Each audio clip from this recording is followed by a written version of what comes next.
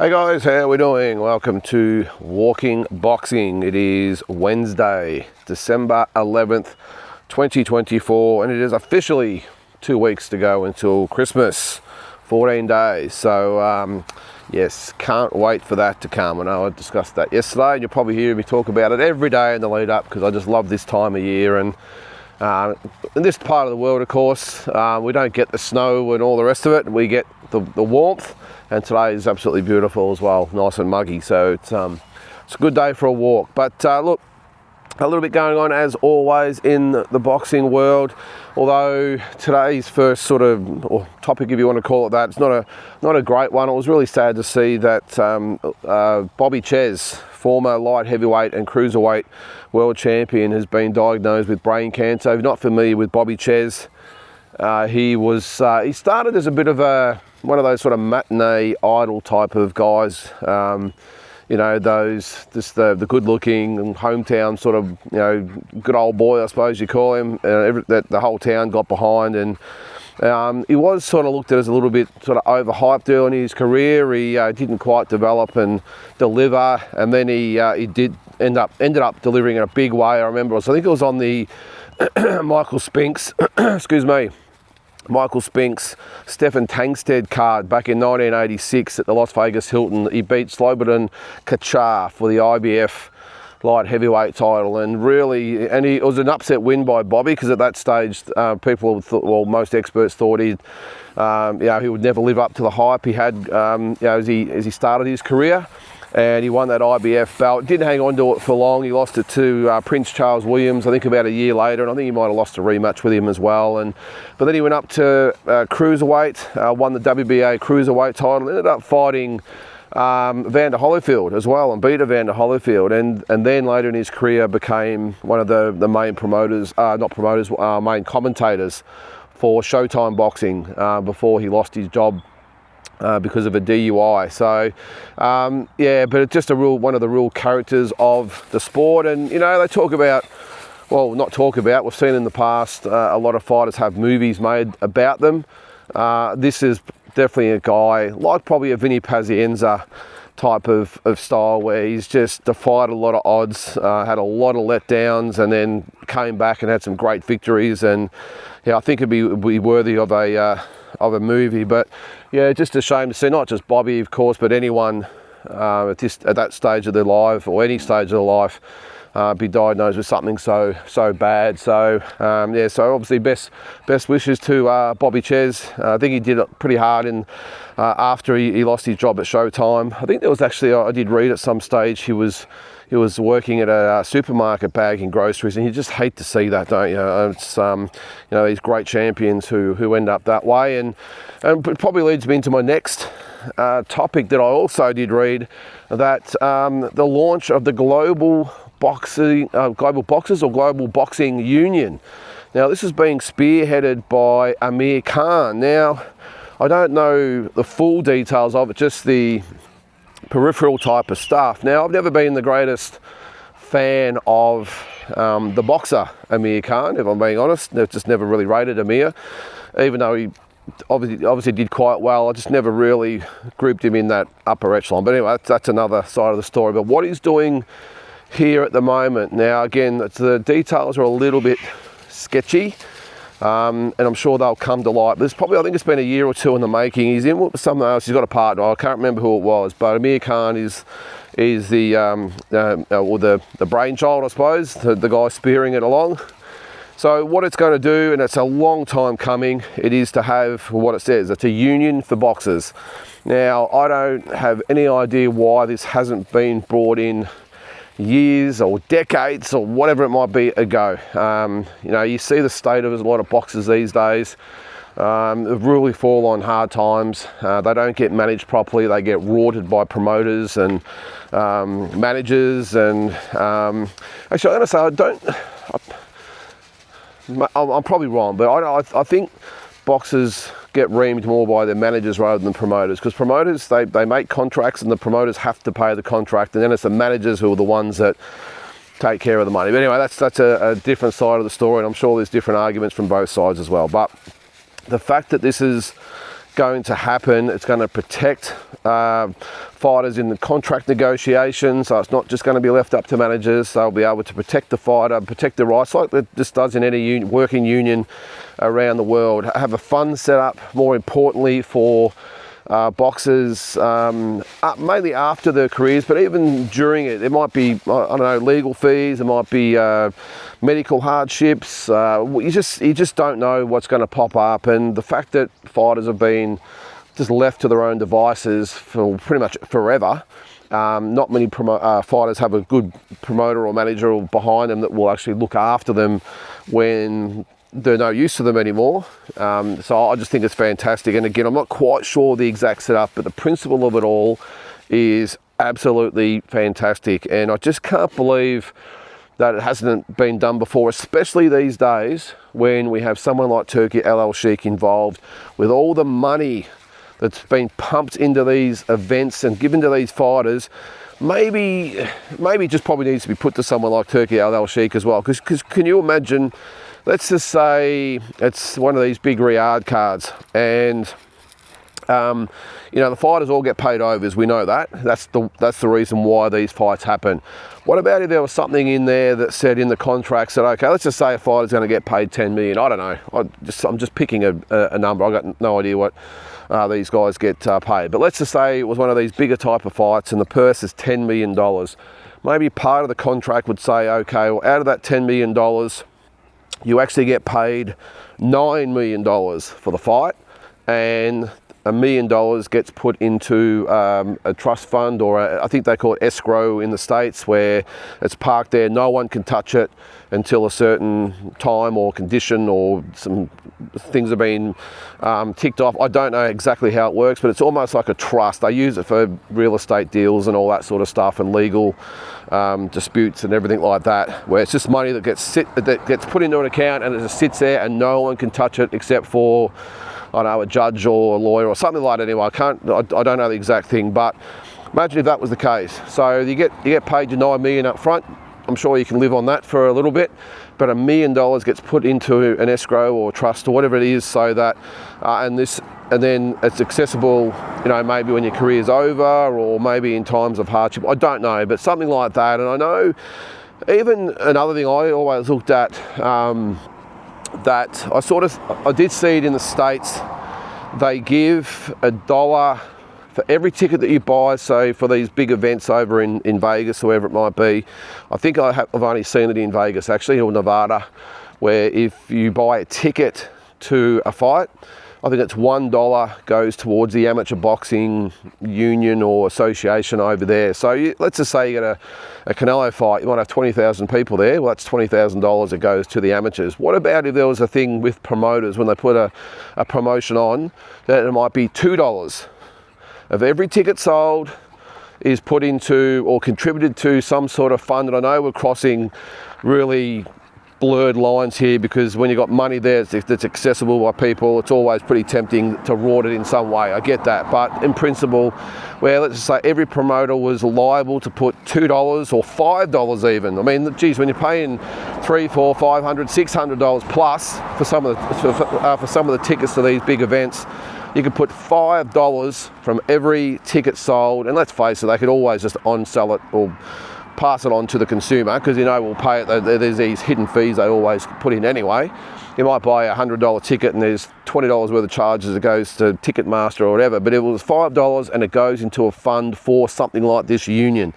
So if you get 20,000 people to a Canelo fight, that is what, $100,000 that goes into this fund, and it gets distributed, and maybe I don't know how it works, but there's a board or something, but something where it gets put into the welfare and well-being of the people that are putting on the shows, because they're the forgotten ones. And if you're like me and you've been involved in boxing for a while, and you followed these boxers over decades, and you see what they were and you see what they are now, it's bloody tragic. Especially, I mean, I'm very lucky, of course, I get to go overseas and I meet a lot of these people, these boxers, whether it be the International Boxing Hall of Fame gatherings or at fight nights or whatever it might be. Cross paths with a lot of these former champions, and the state of them is not great. It's really not. Some of them have been very successful and have gone on. There's not probably much we can do about the health side of things. A lot of them, unfortunately, have the slurred speech and aren't really there mentally anymore. There's probably not much we can do about that, because if they choose to continue to fight, there's not much we can do about that. But I'm more talking about the financial hardships, medical hardships, not related to the punches to the head, or maybe it could be, but you know what I mean? So yeah, it's not good. And look, one of the major or the main examples of that was when I was in New York back in 2015, and we were at Gleason's gym doing some training, and I ran Barkley, you know, the Blade. We all remember the Blade with his victories over Thomas Hearns, the war with Conor Benn, and numerous other fights. Duran. I met him at the gym, and he told me, he said Gleason's gym had probably pretty much saved him, because he was sleeping on the street. He was homeless. No money, must have split up with the wife, and he was homeless. How tragic is that? And Gleason's gym allowed him to sleep in the gym so he would have somewhere warm to sleep. And so he's an example of a great of the sport who, for whatever reason it might be, has ended up that way. Now, sometimes it's their own fault, sometimes it's not. Sometimes it's poor planning, sometimes it's the managers and promoters that have reamed the family members, who you just don't know. But for whatever reason, maybe they get you know, hauled across the coals by a divorce, whatever. But either way, in that situation, it'd be great to have something there for them. And that's why I like this union idea, where the Global Boxing Union can just be there as a bit of support for the fighter, and be there to help as far as this advice goes. Maybe it's legal help, whatever it might be, medical help, whatever.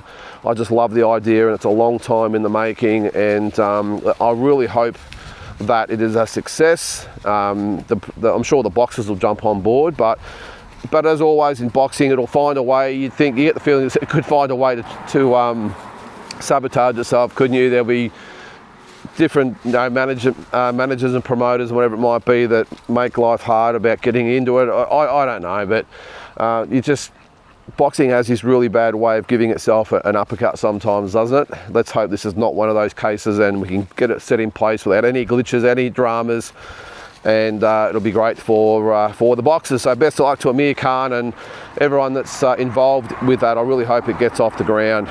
Speaking of getting off the ground, this is one fight I hope does get off the ground. There's been talk in the last couple of days that Teofimo Lopez will go up to fight Jaron Boots Ennis at welterweight. Now, Boots Ennis was offered the Virgil Ortiz fight for February 22nd, turned it down because he wanted to stay at welterweight. That's cool. As long as you take the big fights. Don't stay at welterweight just because you don't want to go to 154 and fight the big boys there. But apparently he wants to fight the best there, unify all the rest of it, and Teofimo Lopez has been put forth as a potential opponent, I think, in the first week of March of next year. So if that happens, that would be a ripping fight. Real test for both guys. Teofimo Lopez, he can fight, but whether going up to welterweight might be a little bit tough on him against a big, solid welterweight in Jaron Boots Ennis. So hopefully that gets off the ground. Now, some other fights I hope do not get off the ground, and they feature some past greats. And there's been some talk that this has been going for a while. Manny Pacquiao coming back, but also now Vladimir Klitschko, and also Roy Jones Jr. So just to quickly go over them. Manny Pacquiao is still looking at that Mario Barrios fight. I don't like it. I just would hope that, I think Manny's 45 years of age now. I would hope that is it for him. I don't want to see him fall into the category of the Holyfields and Roy Jones Jr.'s and these types of guys who just become punching bags for the up-and-comers and other journeymen and really harm the legacy. I don't want to see that. So I'm hoping that doesn't happen, especially in a high-profile fight like Mario Barrios. Not that Barrios is any world beater, although he does have the WBC belt, of course, so he can obviously handle himself. But I don't think he's a real, legitimate champion. Like he's not going to beat someone like Boots Ennis, let's just say. So if he was going to go for a welterweight champion, it would probably make sense to be Barrios because he is limited, but I just don't want to see it. Sean Gibbons, his manager, Pacquiao's manager, has been pushing for it at the convention over there at the moment, the WBC convention. Let's hope it doesn't happen. The other fight that they're pushing for is Klitschko, as I said, to come back and have a crack at George Foreman's record. Now, this is the oldest heavyweight champion, so either against the winner of Usyk and Fury, which I don't think is going to happen, but if not, Dubois or Parker, the winner of that. Now, I think both of those fights, or fighting the winner of either of those fights, would be a bad idea in my opinion for Klitschko. Look, he gave his all against Joshua, what was it, about 5 years ago? Looked a bit shot, didn't he, back then? Hasn't fought since. I think he'll be 48, I think, by the time he'll be fought next year. So I don't think it's going to happen. Hasn't had a win since 2015, Klitschko, and then of course lost to Fury and Joshua. So I do think Klitschko is a very smart man. I don't think you're going to see him do something as silly as that. But Turkey Al Sheikh has a way of making these things happen, doesn't he? You know, if he throws a nice, cool 30, 40, 50 million dollars at him, well, you never know. But would fans buy it? I doubt it. I don't think they would buy that fight. And I think it's just one of those dream fight situations that Turkey Al Sheikh has sort of thrown out there. But I don't think it will happen. And the last one was Roy Jones Jr. Talking now about fighting Jake Paul. You guessed it. So I would have to, what do you say? I'd have to be at my best, but you know, I would outbox him, and you know, I'd do this. And where have we heard that before? I really don't want to see it. I mean, I don't understand. Well, I was going to say I don't understand why these guys continue to play Russian roulette with their legacy. But when there's money involved, I mean, what did Tyson get? What was it, 40, 50 million dollars, whatever it was? I get it. But I don't think a Jake Paul, Roy Jones Jr. fight is going to generate anywhere near that amount of money, and it just doesn't make sense. So I understand the money situation, but Roy, yeah, please just don't do it, and more so Jake Paul, don't do it. You know, he's talking about this Canelo situation and saying he's the A side against Canelo. Please let this madness stop. I don't want to see him continue. Like, I mean, he's gone from beating up, you know, retired UFC fighters. Now he's gone into fighting almost senior citizen former great boxers. Can we at least see him just fight someone legit? And if he gets through those guys, I'll give him the props, like I'm sure all you will out there as well. We'll give him the props, his respect, if he can do it. But this circus that's going on at the moment, it has to be put to an end. And if it's not the promoters and the fighters themselves doing it, well, it's got to be the combat commissions to say, no, we're not sanctioning these type of fights. Do your job. They get, you know, we talk about these fighters that have these conditions later in life. Well, at some stage, at what stage do the combat boards become complicit in this? Do your job, vet the fighters and say, no, the Mike Tyson fight should never have happened. The combat board in Texas should have said, we are not sanctioning this fight. It is not going to happen. So at what stage do they become liable if anything happens to one of these guys? If Roy Jones Jr. goes in there and gets ironed out and suffers some serious damage, and remember, he's a lot smaller than what Mike Tyson was, he would be a lot smaller than Jake Paul, something did happen, then what? So I think a little bit of heat's got to be put back onto these combat boards. The promoters are going to do it, and the fighters are going to do it. We know they're going to do it because they're the ones making the money. The combat board are the ones that need to come in and go, no more. We will not sanction these fights. They cannot take place. So just my 2 cents anyway. So guys, that's going to do it for today. Hope you have a good one. What is it, hump day today? And we'll catch you tomorrow.